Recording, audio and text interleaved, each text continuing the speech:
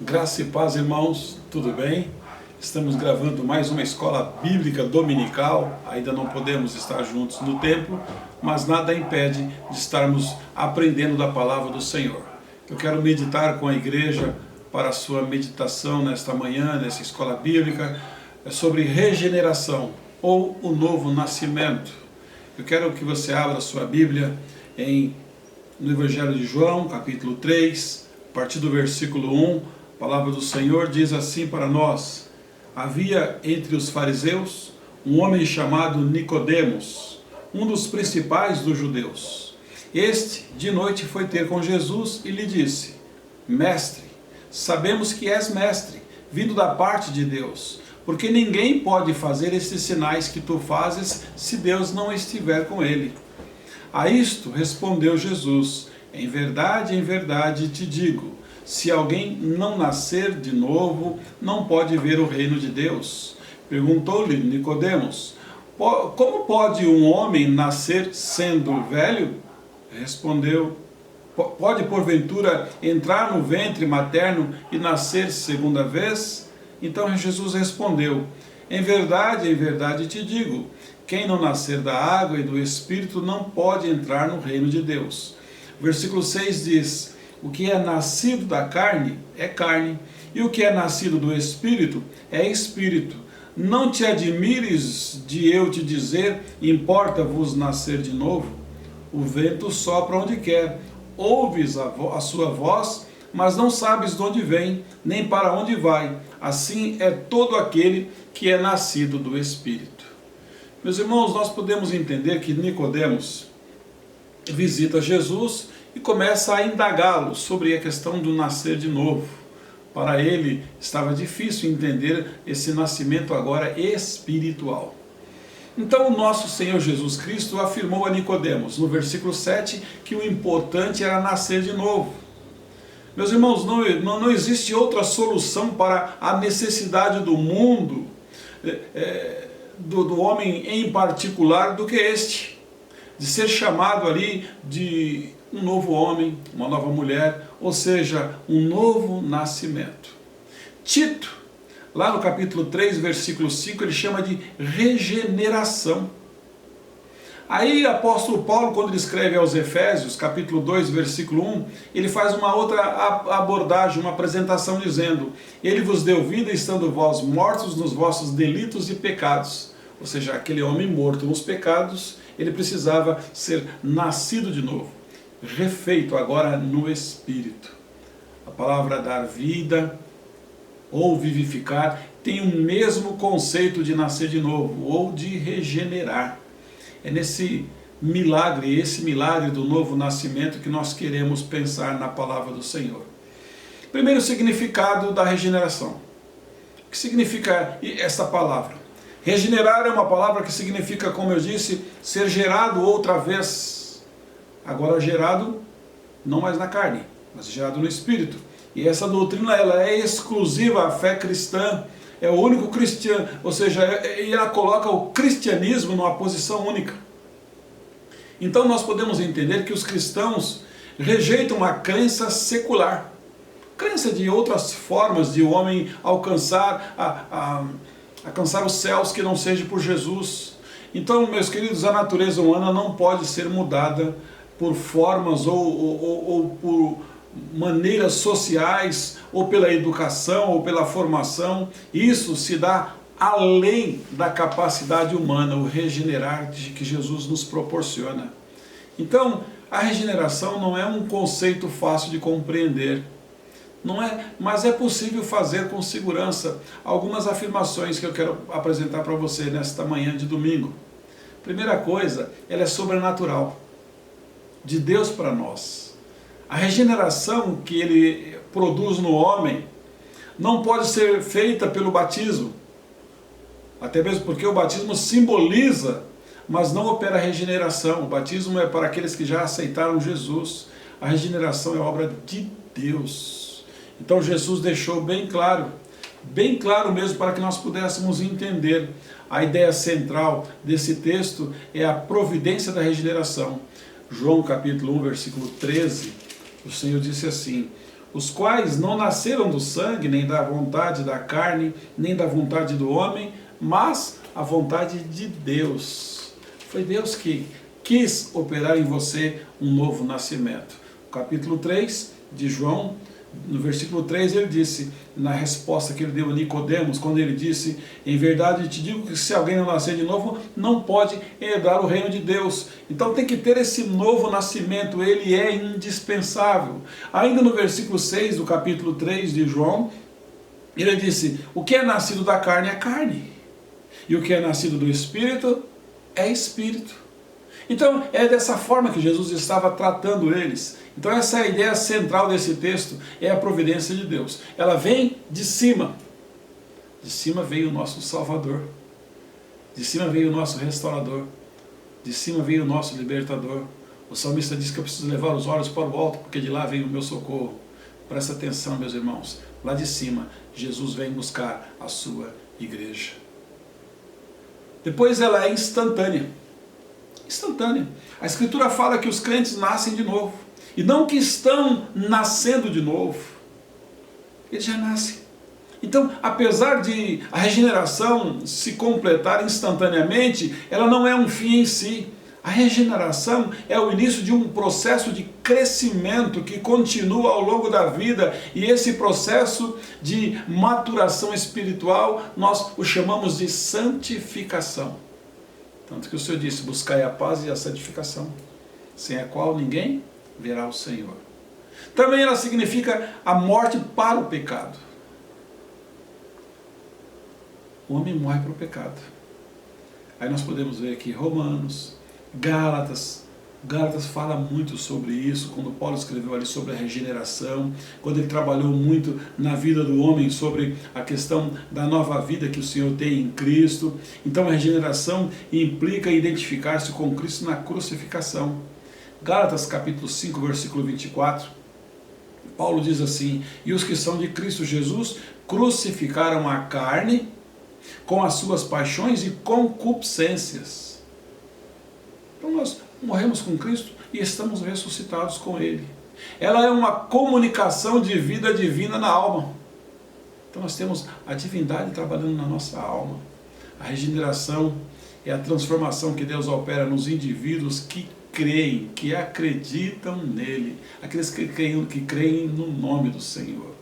Ele reverte as suas tendências naturais. O homem tinha uma tendência material, uma tendência para aquilo que é ruim. O Senhor reverte isso, meus irmãos. Ele dá uma nova vitalidade espiritual, porque os homens estavam espiritualmente mortos. Então ele vitalizou-nos. Então a cada um de nós recebemos a porção do Espírito Santo diariamente na nossa vida. Assim restaura a gente para que possamos desejar o plano inicial de Deus na nossa vida, ou seja, o homem sem pecado. E é o plano final também, o homem sem pecado.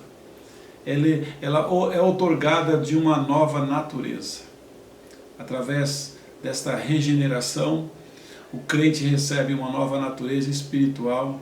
Ele vai expressar em novos interesses e a novas preocupações.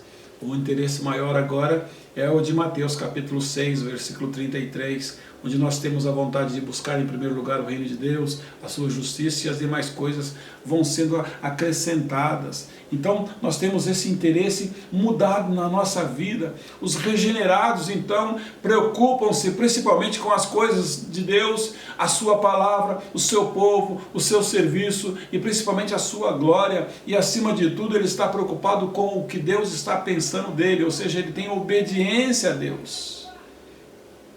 Queridos, eles encontram novos poderes para resistir ao pecado, para obedecer e para servir a Deus. Segunda coisa, a necessidade da regeneração. Nós precisamos disso. Não tem como viver nesse mundo se não for regenerada. A necessidade é notória. A pecaminosidade do homem exige isso. Por trás da doutrina da regeneração existe a pressuposição a respeito da natureza humana. A natureza humana, do jeito que ela está, necessita de transformação. Quando nós lemos um texto de Romanos capítulo 3, e eu quero ir com você lá, Olha, interessante, Romanos capítulo 3, por que há necessidade de regeneração? Quando eu chego no versículo 10, diz o seguinte: todos os homens na condição de pecadores, ele disse, versículo 10 de Romanos 3, presta atenção, como está escrito, não há justo nem sequer um, não há quem entenda, não há quem busque a Deus, todos se extraviaram, a uma se fizeram inúteis, não há quem faça o bem, não há um sequer. Versículo 13 diz o seguinte, olha o cenário que nós vemos dos homens que precisam de Deus, todos nós, a garganta deles é sepulcro aberto, com a língua urdem enganos, veneno de víbora está nos seus lábios. Isso nós temos escolas de engano. A boca eles a têm cheia de maldição e de amargura. Como os homens estão amargurados. Versículo 15, são os seus pés velozes para derramar sangue. Versículo 16, nos seus caminhos há destruição e miséria. O 17, desconhece o caminho da paz. Não tem paz sem Jesus. A Bíblia, o profeta Isaías diz que Jesus é o príncipe da paz. E o 18 diz, não há temor de Deus diante dos seus olhos. O homem pós-moderno vive como se não existisse Deus, como se ele não tivesse que prestar contas a Deus. E temos Deus que criou, que sustenta, que mantém. Ele merece todo o nosso respeito. Ele merece, meus irmãos, a nossa obediência. Precisamos obedecer o Senhor. Então, fica evidente, então, a necessidade de mudança, uma mudança radical, aquela palavra chamada metamorfose, em lugar de uma simples correção da pessoa, sabe, um simples ajuste. Não, ele quer fazer-nos nascer de novo. É como a parábola do vaso, do barro e do oleiro. O vaso se desmanchou na mão do oleiro, ele refez um novo. Meus irmãos, por que isso? Por que essa necessidade de regeneração? Porque a santidade de Deus reclama. A santidade de Deus merece. Porque Deus não pode tolerar a corrupção da sua criação. O seu caráter santo exige um novo nascimento, através do qual o próprio Senhor, presta atenção, ele recria os indivíduos e restaura a sua presente ordem das coisas. Isso acontece dentro de nós. Meus irmãos, entenda bem, Tito capítulo 3, versículo 5, o Senhor disse, não por obras de justiça praticadas por nós, mas segundo a sua misericórdia, ele nos salvou mediante o lavar regenerador e restaurador do Espírito. Deus quer restaurar as nossas vidas a partir do momento em que nós damos espaço para Ele. Deixa Deus agir na sua vida. Quais são os meios dessa regeneração? Primeiro meio, a palavra de Deus. Acredita na palavra de Deus. É Deus falando. Quando nós lemos 1 Pedro capítulo 1, versículo 23, o Senhor disse, pois fostes regenerados não de semente corruptível, mas de semente incorruptível, mediante a palavra de Deus, a qual ela é o quê? Permanente. A palavra de Deus, ela tem poder para regenerar a nossa vida. Então nós encontramos o meio usado pelo Espírito Santo para efetuar o milagre do novo nascimento. O maior milagre na nossa vida talvez não é uma cura de uma doença. O maior milagre da nossa vida é a regeneração que o Espírito Santo faz dentro de nós. O Espírito é o agente imediato, mas ele se serve do instrumento da palavra de Deus. Ele se usa, está escrito. A fim de entender isso, nós devemos lembrar que as Escrituras afirmam ser ela uma coisa viva. Hebreus 4,12 diz que ela é apta para discernir os pensamentos e as intenções do coração do homem. Por isso que ela pode nos mudar. Além dela ser viva, ela é poderosa. Tem poder na palavra do Senhor, meu querido e minha querida. É através do conhecimento dos fatos revelados na Bíblia Sagrada que Deus faz brotar na nossa vida agora uma nova intenção dentro do coração do homem. Por isso o Evangelho é reconhecido como o poder de Deus, Romanos 1,16, e por meio dele nós nascemos uma outra vez. A palavra gera em nós a fé. A fé vem pelo ouvir, e ouvir o quê? a palavra de Deus. Qualquer coisa que você ouça, além da palavra de Deus, não tem condições de trazer uma segurança de regeneração. É a palavra de Deus. Gálatas, capítulo 3, versículo 26, diz, pois, todos vós sois filhos de Deus mediante a fé em Cristo. Acredita em Cristo. Centralize a sua fé unicamente no Senhor Jesus. Ele é o autor e consumador dela. Então o apóstolo aponta que a fé em Cristo que produz um novo nascimento. A fé, ela é a resposta que o homem dá aos fatos de que o Senhor se apresenta na palavra. Ela é a verdade. Qual que é o resultado dessa regeneração? O resultado da regeneração é uma fé viva em Cristo como Senhor. É esse o resultado, meus irmãos. O primeiro sinal é manifestado quando o crente faz as suas confissões. Ele vai e confessa o Senhor Jesus como Senhor e Salvador. Depois ele tem a sua filiação a Deus. Essa segunda confissão ela é feita quando o cristão diz Pai. Ele já o vê na qualidade do Pai. Esse cristão nascido percebe Deus como Pai. Ele tem a percepção de que o Pai está próximo dele, que Deus é Pai, sim. Então o crente se vê agora como filho de Deus, gerado sobrenaturalmente pelo Espírito Santo. Por isso que o Senhor nos torna agora homens espirituais. O que nos move é o Espírito. Esse mesmo Espírito revela-nos que somos a família de Deus. Por isso nós podemos sim nos dirigir a Deus com a mesma palavra de Jesus. Pai. Era isso que o Senhor Jesus falava. Era assim que o Senhor Jesus dizia. Pai, perdoa porque não sabes o que fazem.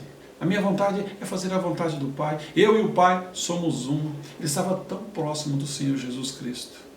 E ele estava reconciliando o mundo consigo mesmo. Era isso que Jesus estava fazendo comigo e com você, meus irmãos.